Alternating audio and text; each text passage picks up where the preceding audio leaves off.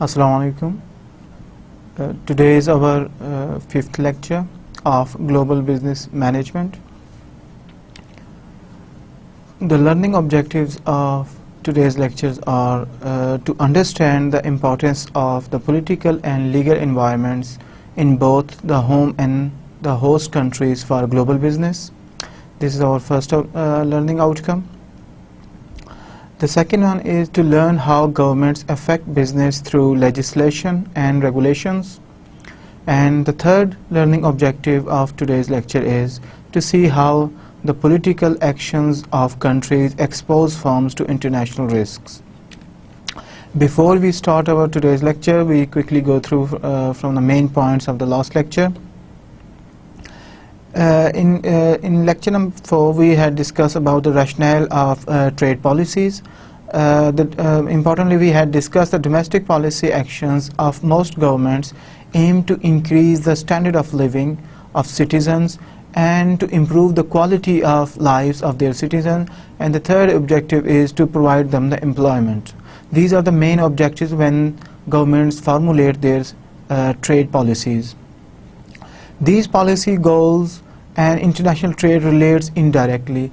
Important thing is when governments have to make policies for their domestic market, these policies will directly influence on the international trade, the trade relationship with the other countries.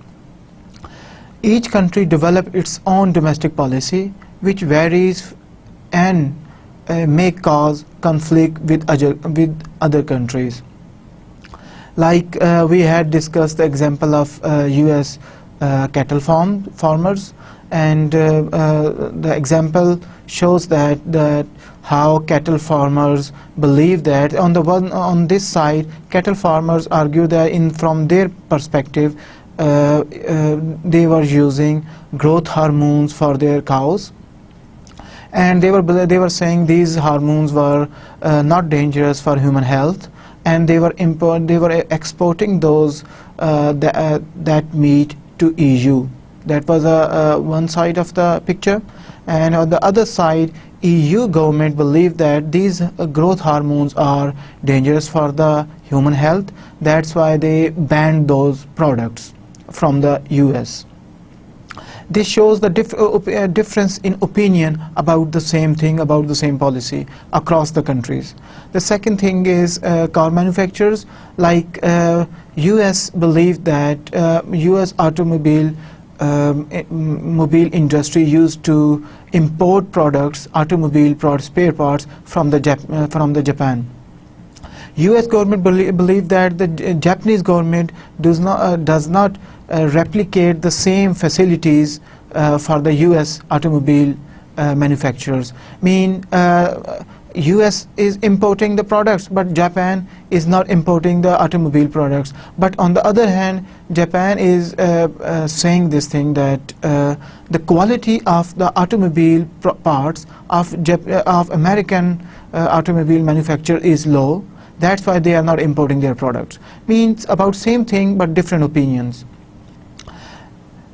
Because of the difference of opinion, there is a chance that the conflict arises between the governments. In order to resolve those conflicts, there are international organizations. For instance, we had like discussed ITO, International Trade Organization, GATT, and within GATT they had most favored nation clause, in which countries have, within the 53 countries which signed that GATT agreement, they had to decide which countries they are going to provide the status of most favored nation, and reciprocally they have to provide the same facilities, trade facilities to those countries. And the next and the recent development was World Trade Organization. This is the new organization, or this is a reformation of the GATT. three main challenges which were facing by WTO. Because of these changes, three major changes have occurred over time in global policy environment. The first one is the reduction of domestic policy influence. This is the first point that WTO was facing, or we can say that the global business was experiencing this sort of change. Influence of domestic policy has been reduced because of the more influence of international trade policies. A weakening of traditional international institutional, like the power of WTO is reducing. This is the second element. Within this, how their power is diminishing. There are 4 points under this heading. The first one is that the focus was shifted towards non-tariff barriers, which are more complex.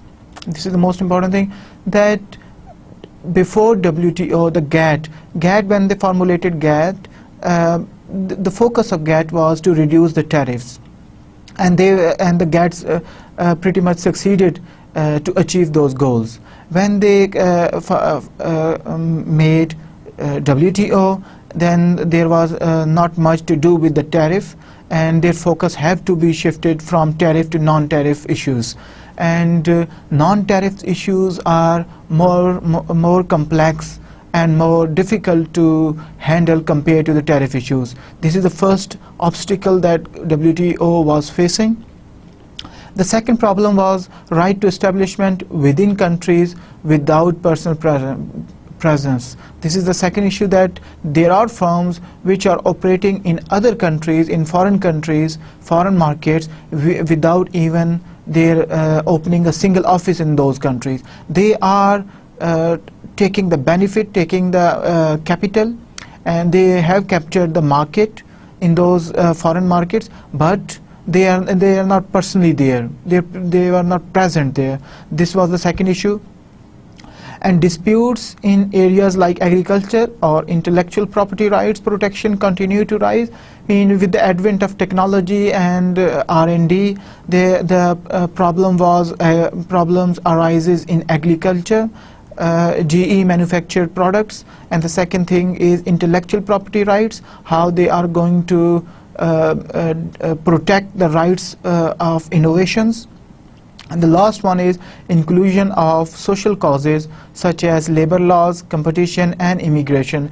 There were countries who were pushing WTO to include the social causes within the trade laws, and that was very difficult for a WTO to incorporate these two different dimensions in under their umbrella. The next point was sharpening of the conflict between industrialized and developing countries. That's another important issue that we had discussed in the last lecture. It shows that with the passage of time, the difference in growth between developing and developed countries was rising with the passage of time. Initially, at the time when they made the GATT, and in 1948, it was the intention of the developed nations was to provide the capital and the technology to developing countries so that they can do the growth as well. Because of this injection of capital and because of transfer of technology, few countries changed their status from developing to developed countries, like Eastern European countries, and emerging economies like late industrialized countries like India, China, Russia, and Brazil. These countries somehow shifted their position from developing to developed countries. But however, there are a lot of countries who are still facing the development problems, and they are still countries who are considered as least developing countries, like in Africa. The next point that we had discussed in the last lecture was trade restrictive measures. What are the measures, what are the methods how countries restrict the trades from the other countries? The first one was tariffs, which are taxes on the value of imported goods. The second one is quotas, which are restrictions on the number of foreign products that can be imported. And the third one is non-tariff barriers, which include testing of products or services, certification of those products, simply bureaucratic hurdles which result in restricting imports. All these, the aim of all these non-tariff barriers are to restrict the trade, restrict the import of those products within those countries. The next topic was anti-dumping law. Anti-dumping law mean from the foreign country, they cannot foreign multinational firms, they cannot sell their product in the another market below the price of products which domestic firms are offering. Non-tariff barriers, which can be in shape of preference to domestic bidders. This is the first way that government is just giving preference to domestic bidders. And next one is incompatibility of international standards. They can non-tariff barriers can take the shape of incompatibility of international standards. Mean domestic firm, the government can argue that, can raise this objection on the products of the foreign companies that their standards are not meeting with the domestic standards. And tightening market access, mean in terms of licensing, they can give really difficult to provide the license to the foreign firms. Efforts. What are the effects of those tariffs? High cost, which obviously online consumers or customers have to pay this high cost. Shift of product or mode, mean when they are facing trouble with the restriction on one product, those companies can change that product. For we had discussed the example of shift of copper ore. If the company is facing the import, like it happened in US, when US imposed the restriction on the copper ore from the European country, they changed their mode from copper ore to copper wire. And the second thing is shifting the mode. When USA restricted the Japanese automobile manufacturer for import purpose, they were restricting the products coming in the US market. What the Japanese manufacturer did, they rather than exporting the automobile spare parts, they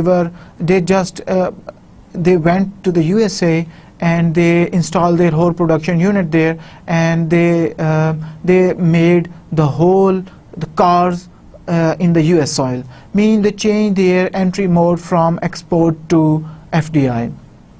The last thing is efficiency loss, because when local industry is protected from the competition from the foreign market, from foreign firms, then of course the domestic firms, they were not in a hurry to invent new. Another thing is they will not invest more in R&D, so there will be a lag of technology between domestic firms and foreign firms. Okay, we had discussed this thing, the mini case study of shrimps, in the last lecture.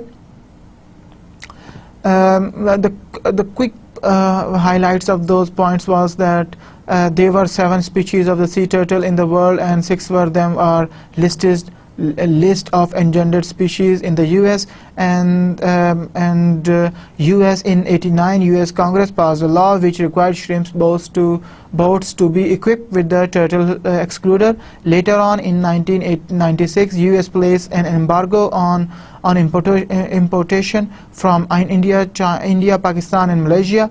In response, these countries along with the Philippines went to WTO and challenged this ban, and US claimed that WTO rules include the provision of taking such restrictive actions.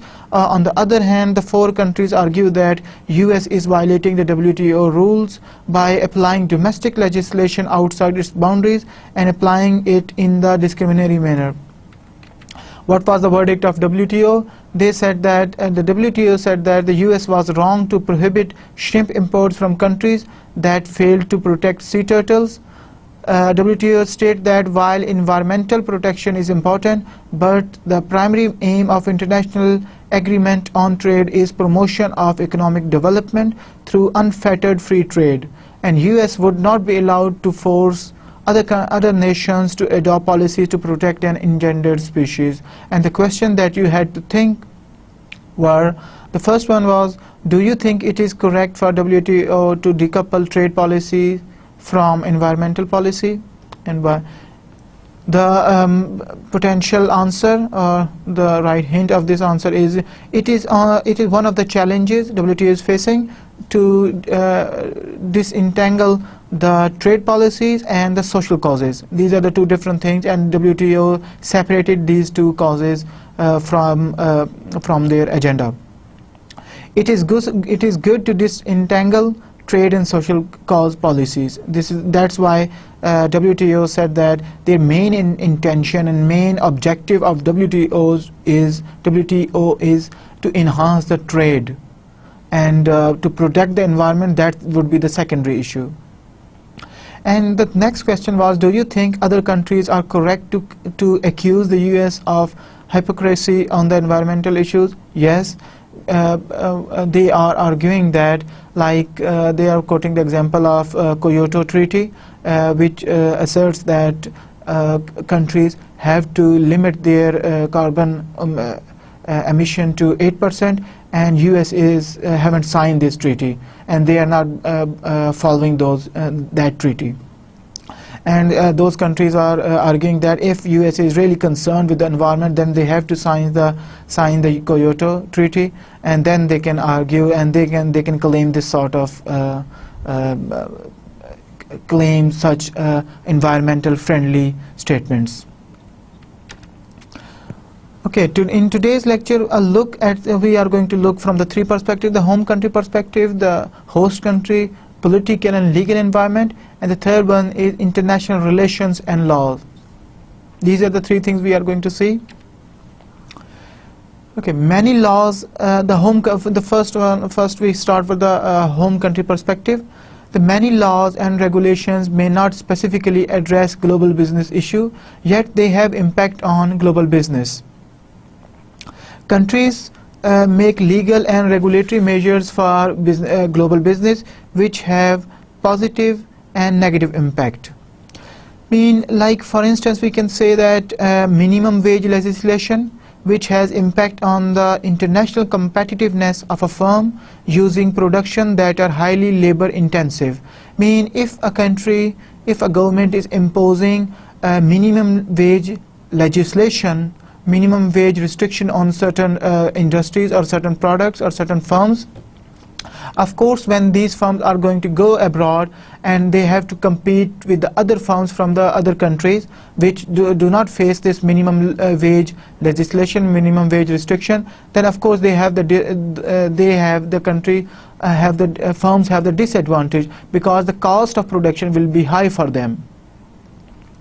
Okay, like US made environmental superfund payment for chemical firms based on the production volume. These firms have disadvantage internationally when exporting their products. Like the second example, like I explained, that US have this policy, and they are environmental superfund payment for chemical industry. If they are exhausting or dumping their chemical into the polluting the environment, they have to pay some extra fine.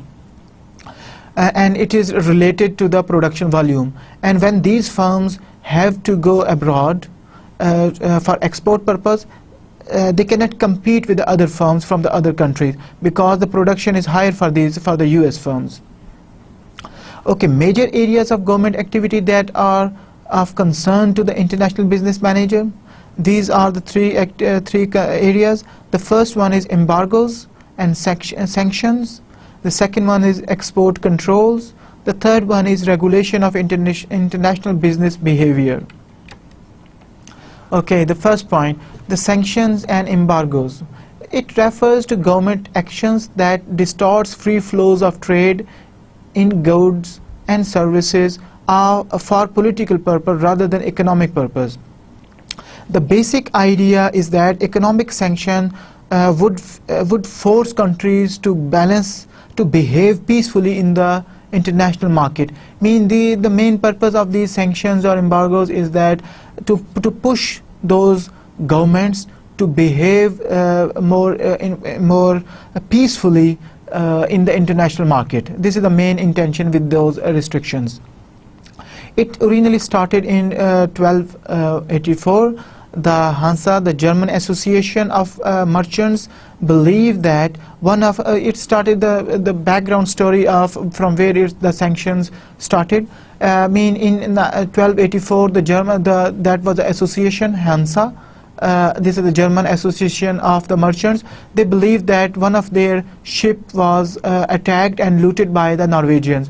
What they did, they went to the government, and government passed the bill that to put the ban on all the imports from Norway, from the Norwegian government. That what happened, and those ban of products included the grains and food and all those of basic necessity that Norwegian necessity product that Norwegian government used to send to Germany. What happened as an outcome? What happened that the Norwegian government was faced really trouble because of this ban of export. Subsequently, they apologized from the German government and they paid the fine for that shipment which they looted earlier. And this is the basic background from where it started. And it is principally it is a tool of a foreign policy in hope that foreign country would change the policy. And later, multilateral use of economic sanction was introduced. Initially, these sanctions and embargoes were introduced by each country individually. That was that initiated from the individual government. But later on, after they made the international organizations like GATT or WTO, especially more focus about these sanctions. These sanctions were dealt by United Nations. United Nations used to deal about these sanctions, and rather than each country impose a sanction on other country by itself, they put their proposition, their request to the United Nations, and then United Nations do this sort of sanction on that country. United Nations faced two problems in it. The first one is how to explain peace and breach of peace. This is the first problem. And the second thing is mutual consensus across the countries. These are the two major issues that United Nations was facing when they are trying to put some sanction or embargoes on other country. The first problem is how to explain if one country is claiming that they have fear of peace or national security concerns from the other country, how they are going to define it. Peace for one country might not be peace for other country. The definition would be different for each country. The second thing is mutual consensus across the country, and like we said, it's different for country to country. Therefore, there will be a problem for consensus across the countries. Might be some countries will not be agree with those sanctions, and they will disagree, and especially they have this sort of veto powers. The 5 countries have the veto power. Might be if some country from those veto power have disagreement with those sanctions, then they will of course they will reject that proposition. Importantly, it's the rare occasion was seen in 1991, I guess, when Iraq invaded Kuwait, and the whole United Nations unanimously agreed on the sanction on Iraq, and they put the sanctions on Iraq. But important thing is, with the passage of time, the sanctions might loosen up. Like some countries later on, they start informally, they start transaction, they start this trade between those countries. Sanctions mean significant loss. Important thing is what is the significance of that sanction. This is not only impact on that country. That will also impact on on that domestic firms of that country as well. Like if US is putting sanctions on Iraq or some other country, on Iran for instance, these sanctions will also impact on the US firms, because they are exporting some certain product or importing certain products from those countries as well. Of course, and it is estimated that it is around 20 billion US dollar is lost exports to US during last decade, from 1990 to 2000, because of the Iraq sanctions. Next one is export controls. Most countries have export control system designed to deny or at least delay the acquisition of strategically important goods rival. I mean, important thing is that most countries, when they want to deny the access or at least delay the acquisition of strategically important goods to another country, they will put the export control. How they do that? The legal basis varies across country, and this is an important thing. For instance, in Germany, arm export comes under war weapons and comes under war weapon control law. Normal items are controlled by government export list, and dual use items are controlled by joint list of EU. This is the main important thing. I mean, determinants of export control: the national security, foreign policy, and nuclear non-proliferation. These are the three determinants of export control. The first one is if a country is facing that, for instance, we will continue the example of the USA. If the US is facing that there is a national security concern, if some country or some firm, certain firms are exporting those products to certain country like North Korea, Iran, or Gulf countries, and there will be a national security concern, then they will put the ban on those such type of exports. Similarly, the foreign policy, for instance, USA doesn't have a good relationship with Iran or North Korea, or might be the Soviet Union, Russia or the former Soviet Unions, these states, the communist states like Cuba, Venezuela, they don't have the good relationship with those countries, and of course they will discourage their own firms to export their products in such countries, and that's why the foreign policy is the important factor. The next one is nuclear non-proliferation. This is the next element. When these countries are collectively or individually, when they see that there will be a chance, there will be some probability that with the help of such imports, such products, those countries are going to build nuclear facilities, then they will put the ban on such export. How they ban such exports, what are the steps to put the ban on such export? There are three simple steps. First of all, they determine should a given product be exported. Like they have to determine on the basis of three first, like we said, national security or foreign policy, and about nuclear issues. On the basis of these three things, they are going to match with the product list which will be available with the Department of Commerce, and they are going to match that product with the list of with that list. This is the first thing, and then they are going to in the next step they are going to see in which country they are exporting, and again they have the list of the countries where they are prohibited certain products. And the third one is for use of by a given firm. What are the purpose of that product in that country? These are the three steps they are going to see, three questions they are going to see for each export, and then they are going to determine whether or not they have to put the ban on that product.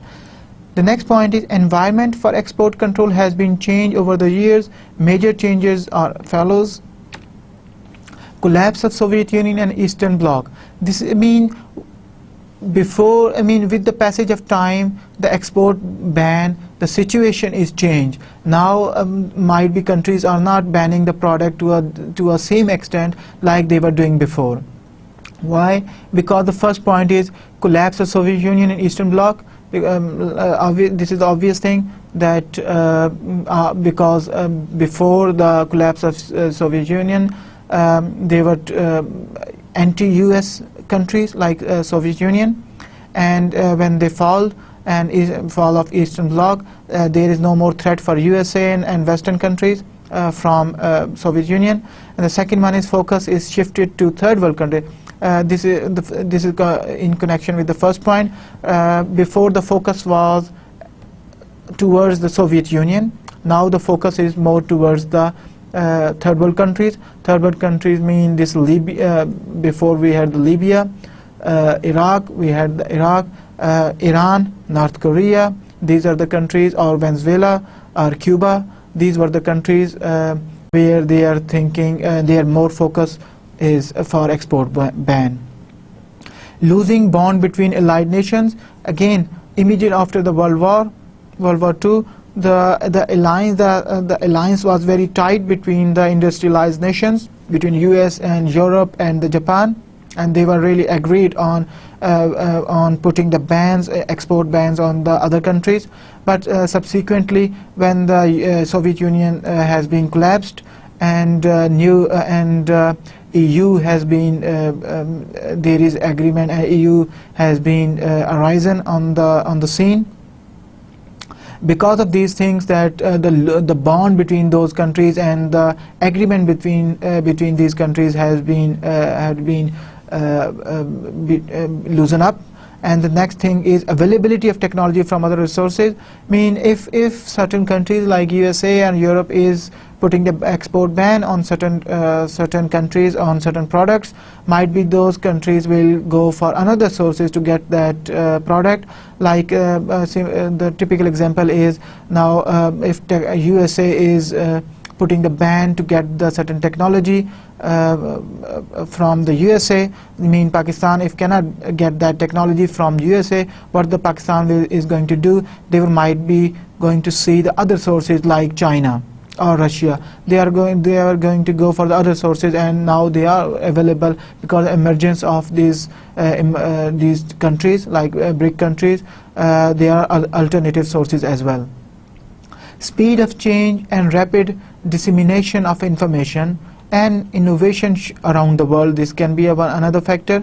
And the size, issue of equipment size. Equipment size is very important. Like before the supercomputer, the size of supercomputer might be the size of this is equal to the size of this room, but now the size of computers or supercomputer is very small, which can be used for the might be the nuclear purposes, or like we can say that before, when they have to improve or enhance the speed of the computers, they have to change the computer CPU. But now with the advent of the new technology, they have to just increase the RAM or memory or motherboard, just small instruments they have to change and keep the other equipment untouched. And because of these things, it is very difficult for those countries to keep the export ban on other countries. Okay, export control problems and conflicts. The first problem is continuing debate about what constitutes military use products, what is meant by civil use, and what is dual use product. This is the big debate among the countries, and they are not agreed that what products are considered as military use products or civil use or both dual purpose products. Like harmless screws. These screws are used in telecommunication purposes, telecom devices, and these harmless screws can be used in missile technology as well. The next one is transfer of knowledge is uncontrollable. Like we said, because of the advent of the new technology, now knowledge, those countries cannot control the flow of information. And flow of information mean, in other way we can say, is not only through the technology, it is not through because of the technology. This is also because of the people, human, like how they can control the getting of information or knowledge of people. Like for instance, if we say that how can US or Europe can stop Pakistani people to get the nuclear information, or in before after if we consider a time of 3 decades before that, how they could stop it. Might be it was very difficult for them to stop Pakistani people to go and study, doing the PhD and research in those countries. It was difficult for them to stop and not giving them admission, or not allow them to sit in the R&D facilities which have this sort of research. And because of this thing, because of this hurdle, and because of unstoppable things, these are the export control is very difficult for those countries. Nations have their desires to safeguard their national interest. Mean again, some countries, it is good for some country to put this export ban, but for another countries they don't have, they don't desire such bans. Like the private agenda of, we can say that desires to, they have their own personal or national interest to put the ban, rather than thinking of on the global perspective. They are considering, they are thinking their own national interests to put the ban on other countries. Regulating international behavior. This is the next point. Regulations on firms vary substantially across among nations. Nations may imply boycotts to govern business activities. Firms are forced to either lose the business or pay fines. Mean by boycotting, of course, firms have to lose the business, or they have to pay the fines. Very famous, like Arab nations develop a blacklist of companies that deal with Israel. This is the sort of a boycott thing, and though that Arab countries boycott those firms who have the some sort of trade agreement, or they are doing some international business with Israel. And the Arab countries frequently demand assurance from companies that their products are not manufactured in Israel. And next one is antitrust laws, or regulatory activity, mean to stop the merger or acquisition, merger and joint ventures which make a monopolistic environment within the markets. To stop this thing, they have the antitrust laws, which comes under the regulatory framework. And the next one is general standard of behavior and ethics. This is another thing, that the expectation from the government, from the governments or from the nations, there are some expectations, like rainforest. It might be good, it's okay, or it's necessary for Brazil to cut the rainforest to earn some money from there, to raise some capital, but might be from the other countries' perspective, or from the global perspective, it is not good for them that Brazil should cut the rainforest because of the environmental point of view. China, cheap labor. It's beneficial for firm to use for China to use cheap labor or prisoners labor, might be but from the other countries' perspective, this is not good, and they are expecting from China that they are not going to do this thing. Similarly, Mexico's low safety standards. From Mexico's point of view, it is totally acceptable. They are cutting the cost by not providing the safety to their employees. But other countries, the global markets, they are expecting, and they are expecting some standards and behavior and ethical standards from other countries as well. Another thing is bribery. Firms operating abroad are affected by laws against bribery and corruptions. Like in certain countries, it is necessary for firms to provide the bribery and to indulge themselves in the corrupt deals in order to conduct their business. Like in third world countries, and because to avoid the red taping, multinational companies are also indulged, and they provide some bribe. They bribe the officials to smoothen their deals. The next one is international businesses may bribe to counterbalance poor product quality, to create a market for goods, or to stay competitive with other firms that bribe. These are the three things that why firms bribe in the market. The first one is to counterbalance poor, if their quality of their product is of lower quality or their price is high, might be they are going to bribe their regulatory body and to just to get through from their net. The second one is to create the market for goods, to increase the market share. The third one is to stay competitive with the other firms that bribe, to stop entering other other competitor firms.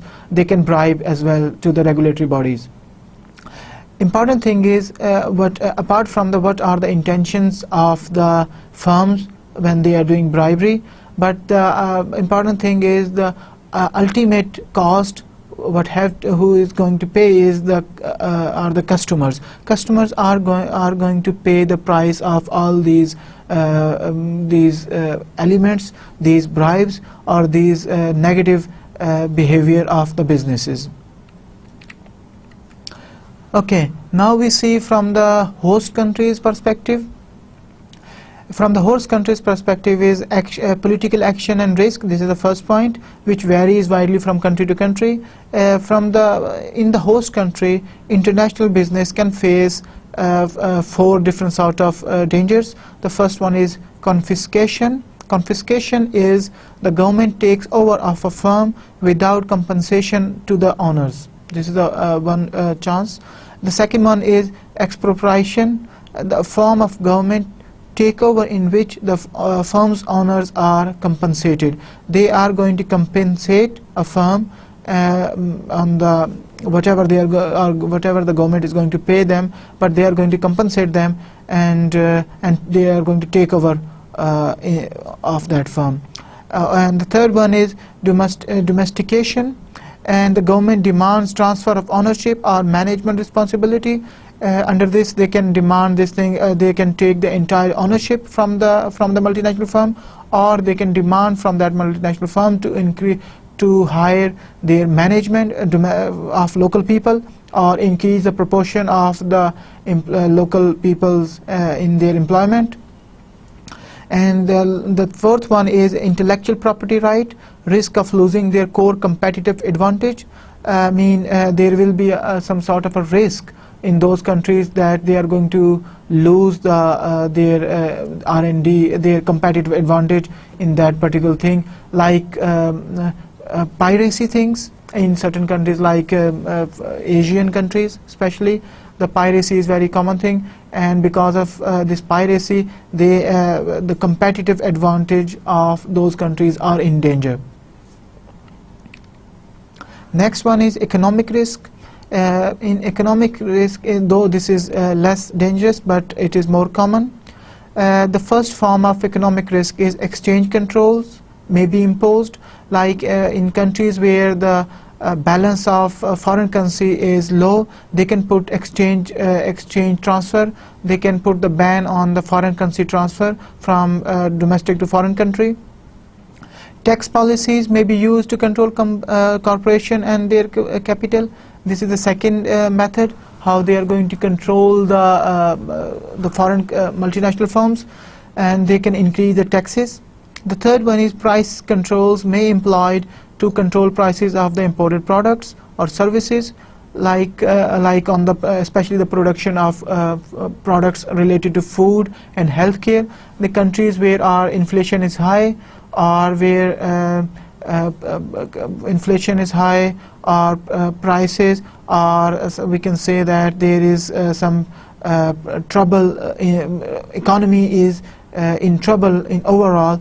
In those countries, local government can demand from the multinational firm to lower their prices. The next one is political risk. In political risk, The first risk that multinational firm is going to face is ownership risk, which exposes to their property and their life. Operating risk, that government is going to interfere with within the ongoing operations of the firm.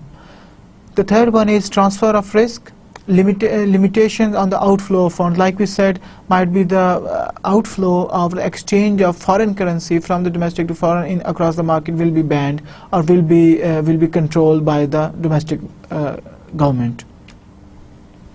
Okay, how a firm is going to manage these risks in the foreign market? These are the first one is demonstration. The first way is the demonstration of concerns with host countries. Society can be effective. Mean those multinational firms have to show that these companies are concerned with those markets, with those people, with those countries, and they can do this. They can show this thing. They can demonstrate their concerns through philanthropy acts. Or if, for instance, when that country faces some disastrous situation, and these multinational firms can provide they can do some philanthropy acts. The second way is to hiring of local people.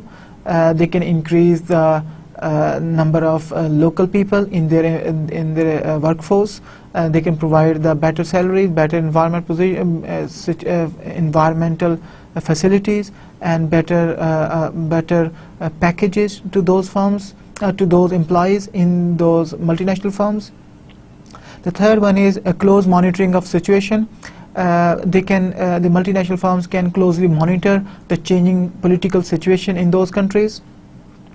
The fourth one is firms can take out insurance to cover losses due to political and economic risk. Firms can insure their operations, their businesses, if they foresee that in future because of political and economic risk are present, and because of these risks their operations are in danger.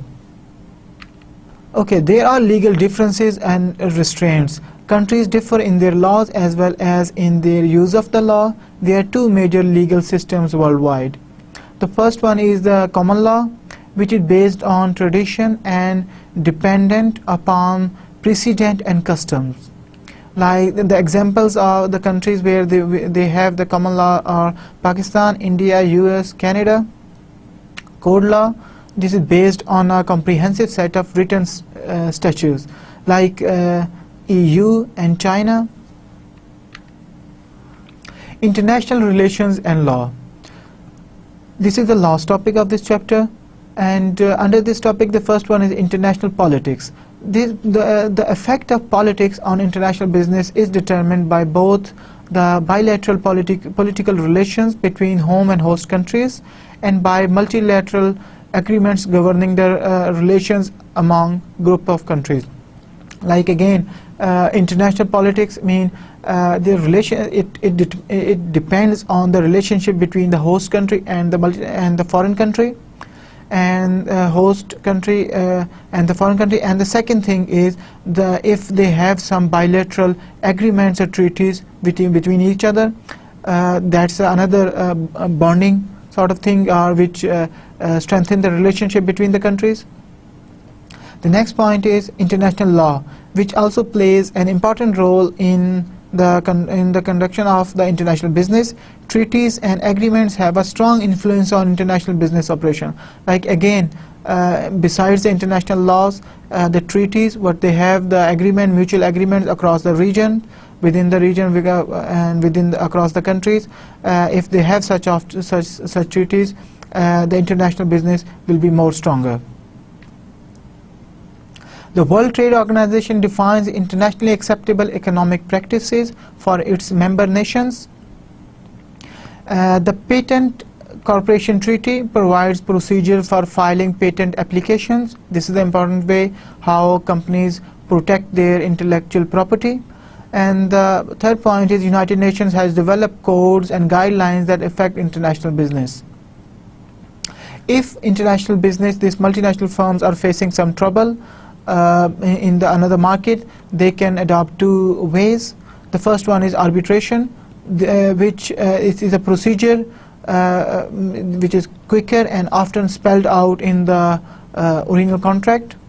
And the second one is litigation. They have to go to the court, often involves extensive delays and is very costly. These are the two ways how firms are going to deal with the conflict.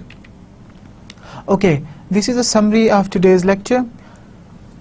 We had discussed, the first point that we discussed was the home country and the home country perspective, the host country perspective, political and legal environment, and international relations and laws. These are the 3 points that we had discussed in this chapter. The major areas of government activity that are of concern to the international business manager from the home country's perspective. The first one is embargoes and sanctions, the export control and regulations of international business behavior. Sanctions and embargoes refer to the government actions that distorts free flows of trade in goods and services for a political purpose rather than economic purpose.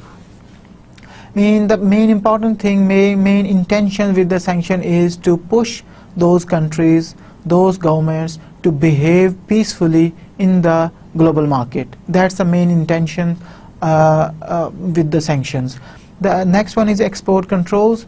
They can put the export control on the other countries or on the product, on the firm, or entirely on the entire country. Most countries have export control system designed to deny or at least delay the acquisition of strategically important good rivals. For instance, what are the steps, important steps in banning the export? The first one is, should a given product be exported?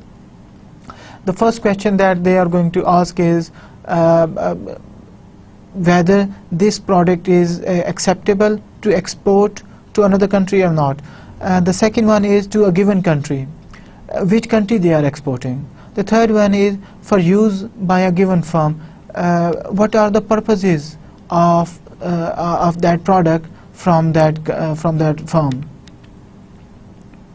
But the situation is changing around the globe. That's why the export ban is also, the extent of export ban is changing as well. The first reason is collapse of Soviet Union and Eastern Bloc. The second one is focus is shifted to third world countries. Because of collapse of the Soviet Union, now the focus of international community to put the ban or to sanctions is on the third world countries. Third world country mean the African countries or some Iraq, Iran, or North Korea, and Central or South America. The third point is losing bond between allied nations. That this is the third reason which is changing the environment across the globe. The allied nations, which were considered as industrialized nations, the US and the European countries and the Japan, the bond between them are losing up with the passage of time. The fourth one is availability of technology from other resources, because the technology is not only stick with the certain industrialized countries. Now the technology is also available from the other sources as well, like China and emerging economies. If those countries ban that export of those technology or technology-oriented products to certain countries, there might be those countries will go to those alternative sources like China. The fourth one is speed of change and rapid dissemination of information and innovation around the world. The issue of equipment size. These are the five reasons why which change the global environment. The next point is regulating international behavior through boycotts, antitrust laws, bribery, general acceptable standards, and ethics. These are the different elements that countries are facing, and they are doing this thing. They have to face, the international regulatory authorities are facing this sort of things, like the boycotts. When one country boycotts the product of another country, and which can be the illegal, like Arab countries, they have boycotted the products. They have boycotted the companies which have the business with Israel, and they frequently they demand assurance from the companies that the products are not manufactured in Israel. Antitrust laws to stop the merger or and joint ventures to make the monopolistic environment. Bribery, this is the third element that regulatory authorities have to, international regulatory authority have to tackle. The general acceptable standards and ethics, there are certain minimum ethical standards that international body are expecting from the countries, like we have discussed the examples of cheap labor, or cutting out the rainforest, or the lack of work environment facilities in Mexico. These are the things that of course they are cutting the cost for those countries and saving the money for those countries, but from the international regulatory standards the expectations are different. The political action and risk from the host country's perspective, the first thing is confiscation, second thing is expropriation, domestication, and intellectual property right. These are the four things that these firms, international businesses can face in the foreign market. The first one is the government takeover of a firm without compensation of the owners. The second one is a form of government takeover in which firm's owners are compensated.